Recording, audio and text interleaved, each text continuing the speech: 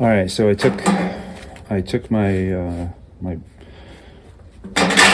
12 gauge steel and I cut out this opening, which now would leave enough room to not only insert this, but also to pull it up and work on the cables. Hindsight would have been that I should have looked into this bracket before I even tried to make this, but I thought it was going to be plenty wide enough in it, and it isn't. So I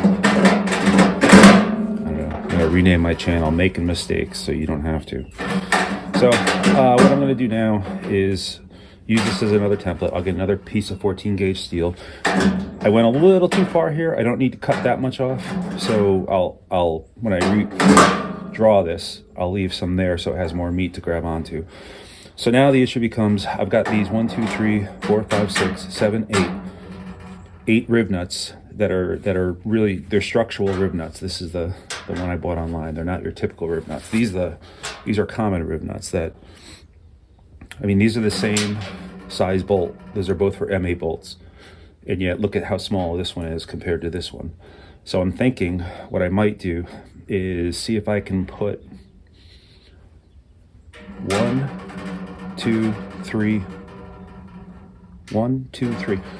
3 of these smaller rib nuts right here, and then combine with the larger structural ones. It should be enough strength. The question is, do I have enough meat left in this bracket to seat those properly?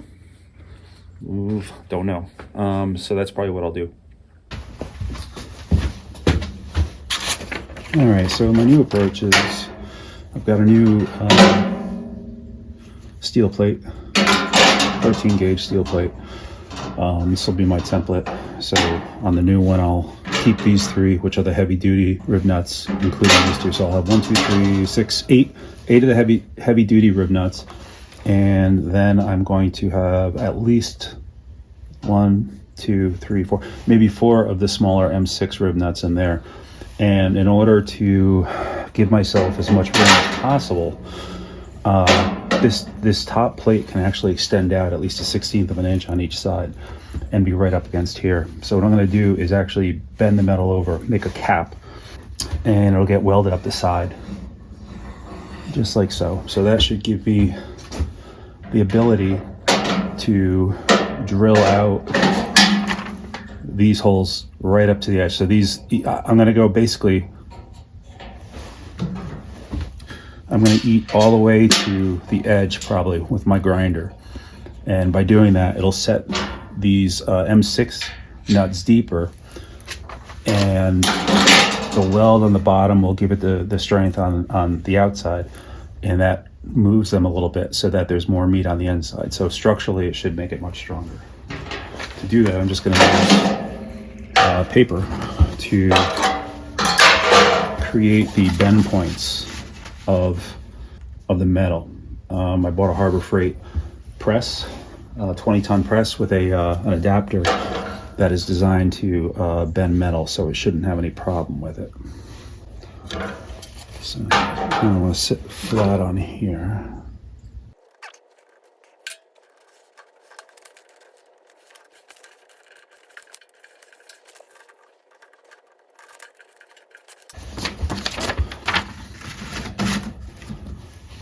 All right, that fits. All right, that fits nice. So I've got some of the previous attempts. I'm going to try bending one of those this way in the one of the old pieces that's this dimension. I'll bend this way and just confirm that I have it correct. Yeah, so that's next.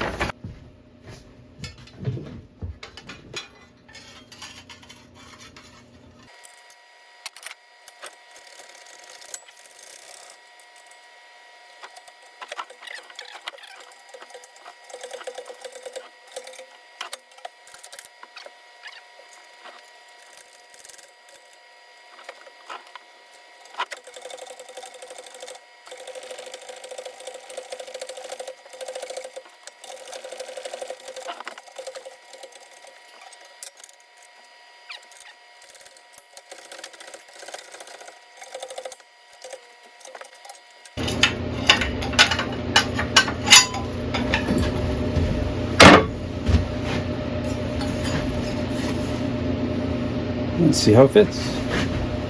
This side's nice and tight, and this bend has, I mean, that's more than a 16th of an, less than an eighth. Yeah, so my next piece, I'll take the, my next piece of scrap, use this to indicate that I've got to make the template on the next one an eighth of an inch shorter. See how that works.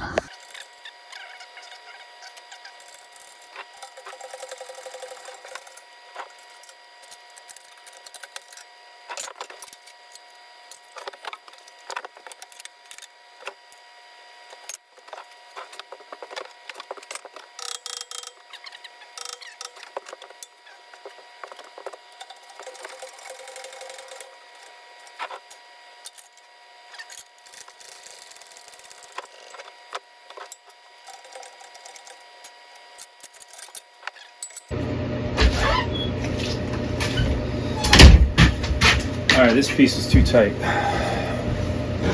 This one I went too much. This one I didn't go enough. And let's see. Oh yeah, I'm way off. Way off. How can I be so far off?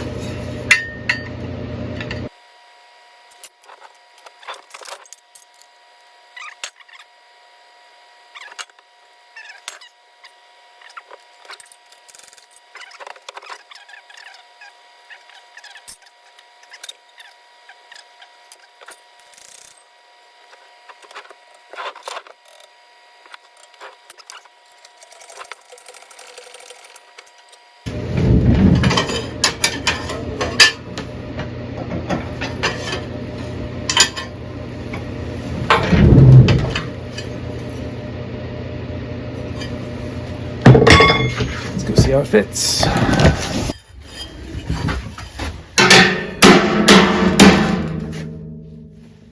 Perfect. Absolutely perfect. That is a nice snug fit. Look at that angle, how it, I mean, there, you can't see it, but there's no gap there whatsoever. This thing, see how nice and tight it's sitting there? Nice and tight on that gap. And fairly tight on that gap. All right, so now the challenge is to, oh, that's nice and tight.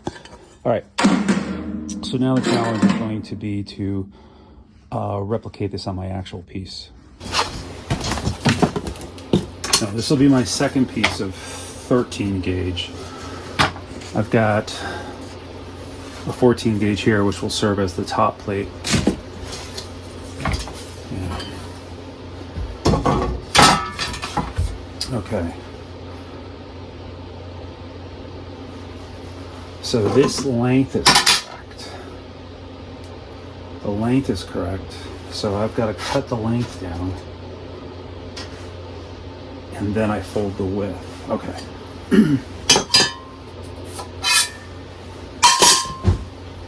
All right, so we're going to cut this piece off. And then we're going to bend it that way.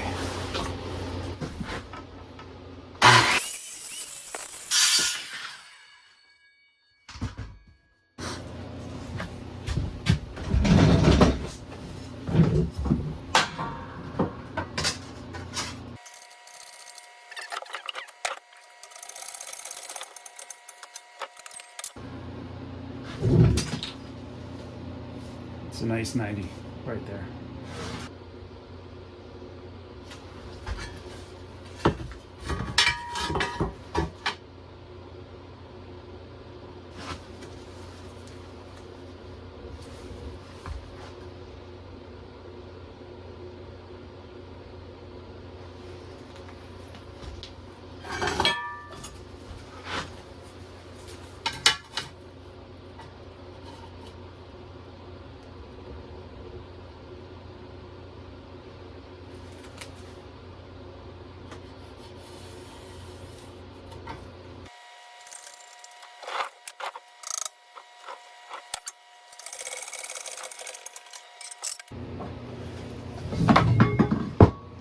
That's nice and squared. I like it. I've got two really tight 90s, about as tight as you can get. Now, does it fit? Moment of truth.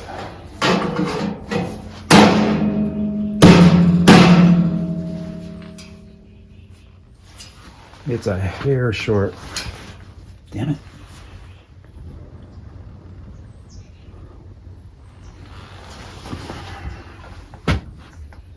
I mean,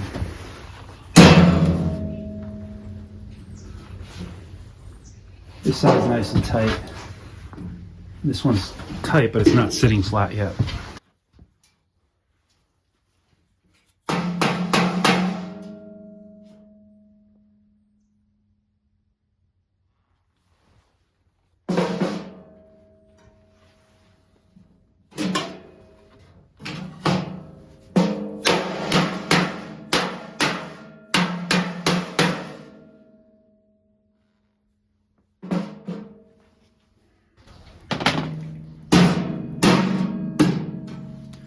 So the gap on this side is really minimal.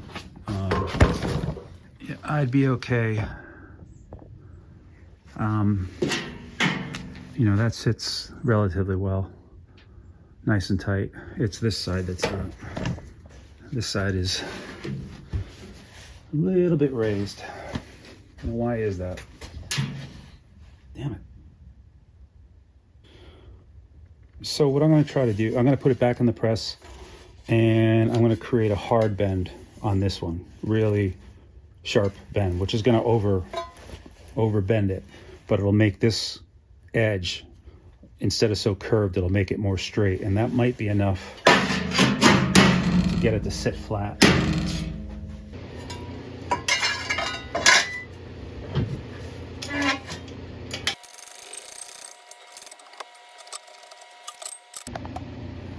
So I've overbent the angle, but it puts a harder crease in there, which I'm hoping gives it enough room. I'll probably do the same thing on this side too, to give it a little more room. So now I've just got to bend this out a little bit to get back some of that, yeah. Okay, I had a number of attempts. This one was too tight. This one was a little too tight, barely. I could have made this one work. I could have made this one work, but, and this was too big. This one is just right. I think so on 3 points it's a nice tight fit, and on 1 point there's maybe not even a 1/16 of an inch gap, but I'm not worried about that because when they weld it they'll be filling that gap anyway, so it should be a nice solid tight fit.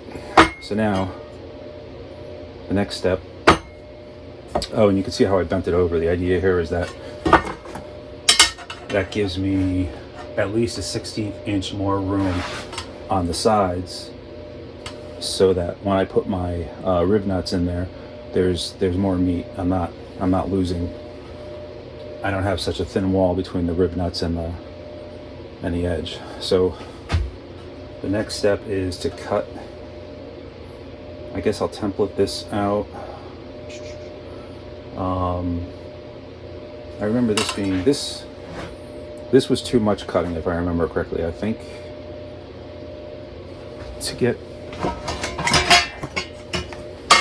this in and out of it, I think I went a little too far with it. So I just test fit it again, and these marks are accurate. I can, when I template this hole on this one, I'm going to leave that much meat here and to there, and then I'll dry fit it, make sure this fits through. I can always widen it, but obviously adding material back is problematic. All right.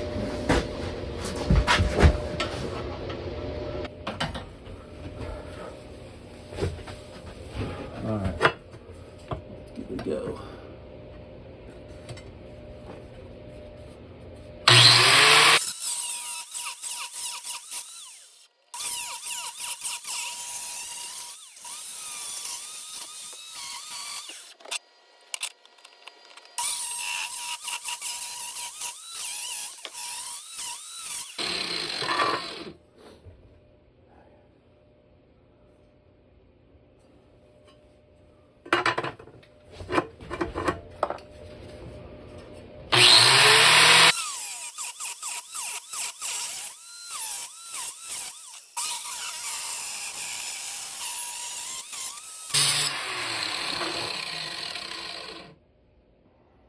All right, so the test fit, it comes close to sinking all the way. I could actually, if I were to weld this on right now, I'd be able to get this in there with a decent amount of pressure. But what I'm going to do is once I clean up the edges, the wire wheels, and I take a little bit off, a 64th of an inch, not even, I bet it'll fit. It'll slide in nicer. So what I do want to do now is straighten this line out. So this is it's like that. I'm going to recut it.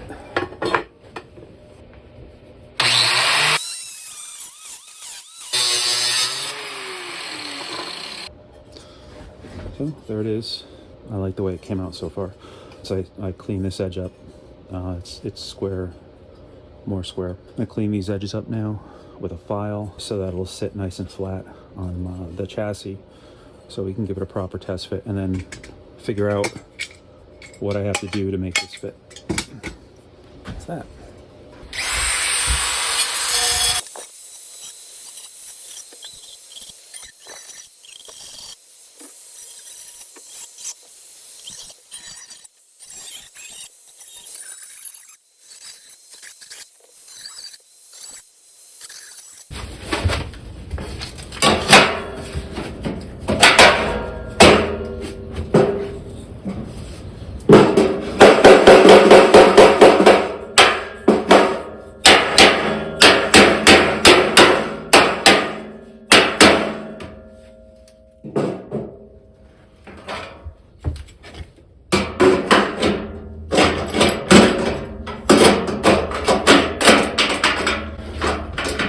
Little tight, little snug.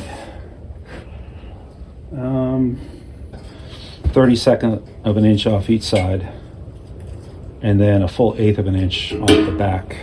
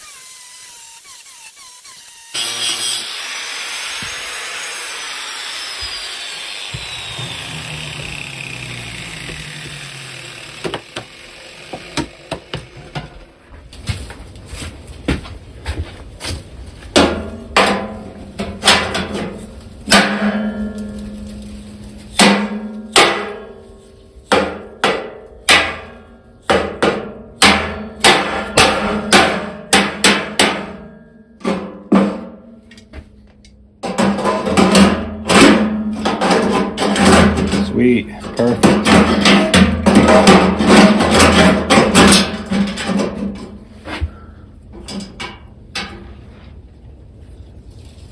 Ooh, getting access to the bolts though over here. That's gonna be a problem. That'll be difficult, but it's not impossible. There's 4 bolts that hold this. And you can see these are very accessible. They're right here, but these are all the way in the back. Yeah.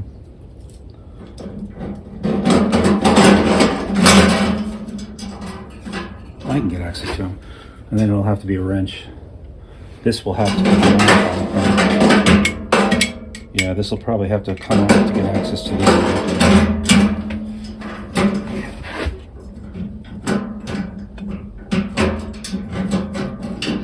Not really crazy about that.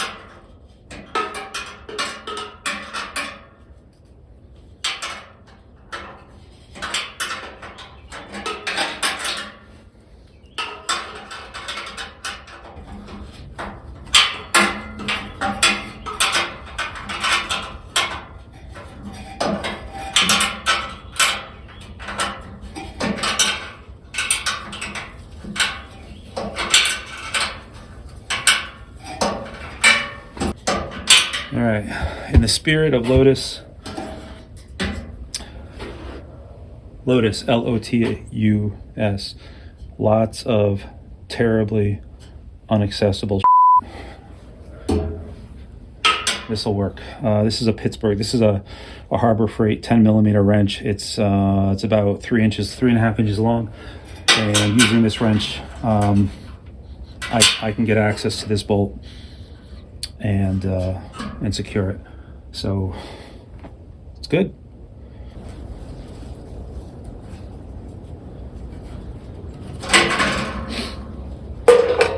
This is not this metal's too thin. This isn't structural.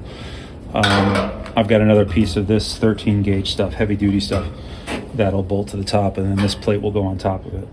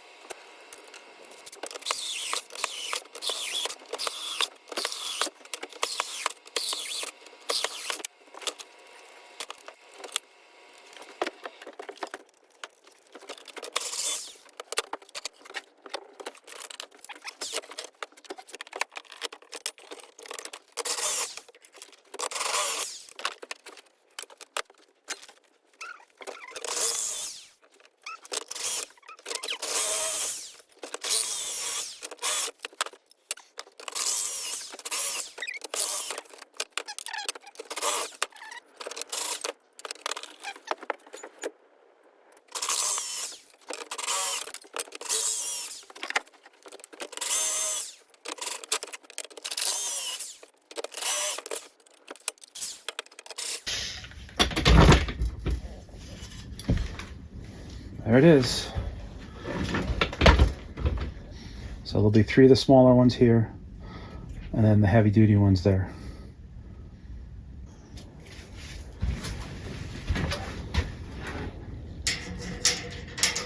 So I gotta find some more rib nuts, the larger of the rib nuts. But yeah, that's it. It's sitting in place. Oh, I got that bolt down. I guess I can actually test whether I can get to it or not. But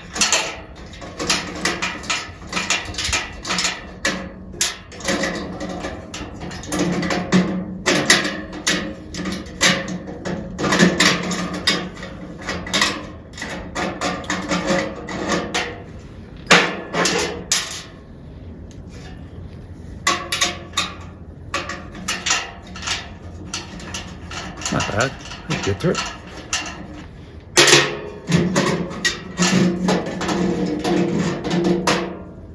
Perfect. So the issue that I'm facing is I don't know, taking this out of the equation, right here, you can see the front of this making contact with that. So that's obviously mechanically the farthest this should be able to travel. Now there is a 32nd of an inch. I mean, it is a tiny gap between that piece and that piece because it's making contact with this first. So normally I'd say I can grind this out and that'll give me enough room, but this shift plate that goes over it, when I lay it down where it's supposed to be, it comes up before that front edge. And what I can do, what I reserve the right to do, the option to do, is to grind this out, cut off 1/8 of an inch in the future if I have to, but for now I'm going to leave it in there. So yeah. Again, this is not my structural plate. I'm actually probably going to get rid of this. There's a rubber shift boot that goes on top of this, and then this is supposed to go over the opening, but I have my thicker plate is going to go on top of this, and I'll cut the hole, the round hole, 4-inch hole in that, and mount my shift boot to that, and that's the one that gives structural rigidity. So yeah, I think we're good. Yay. All right, there's the chassis. Strapped down and ready to go to the welder. I should bring it down there a bit later this morning. The metal plate that I created is in my truck at the moment, but yeah, looking forward to it.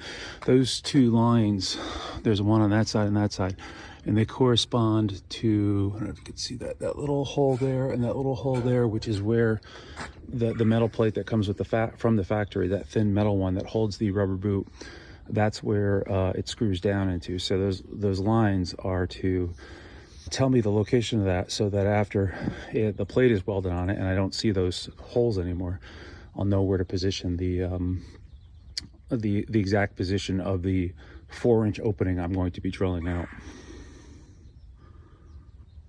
Yeah, getting excited. So I'm at the welder right now. He called me to say it was done, and it looks great, but he didn't. He stitched it here, and then this is untouched, and there's a stitch there, and this is untouched, and then it's stitched there. And I just worry that I'm not going to get the full benefit of the structural plate that's in place if it's not fully welded down. So I've asked him to finish it. He's going to we're going to grab it right now on a forklift, and he's going to run this and this. His concern, he said, was that he didn't want to warp this plate, but my concern is if the metal isn't bonded to this plate in these two locations, does that give it the ability to flex a bit more? So I've asked him to go ahead and do it. I said, if you think it's going to warp the plate, then don't do it. He said, nah, you could probably get away with it. So that's what we're going to do now. So my chassis is back after welding this plate to it. So yesterday I picked it up, and he only stitch welded here, here, and here, and all this was left open, and I wasn't comfortable with that. So I asked him, as you could see, to put a bead along the whole edge. I mean, why not? Why not get the full strength of this plate by adhering it all the way around? So he did it on both sides. And then the other welding he did was he tigged that crack right there and that crack right there. There were no other cracks down here. And then the last thing that I had him do was this chassis had clipped something at one point, and you can see how this wing is kind of bent down a little bit. This one was had separated at this seam right here and was bent down. So probably had on a lift or something like that and nicked it. So I just had him bend that back into place and put a weld there. So welding is done. That's good. This is the plate that will go on top. Except you gotta put the right way.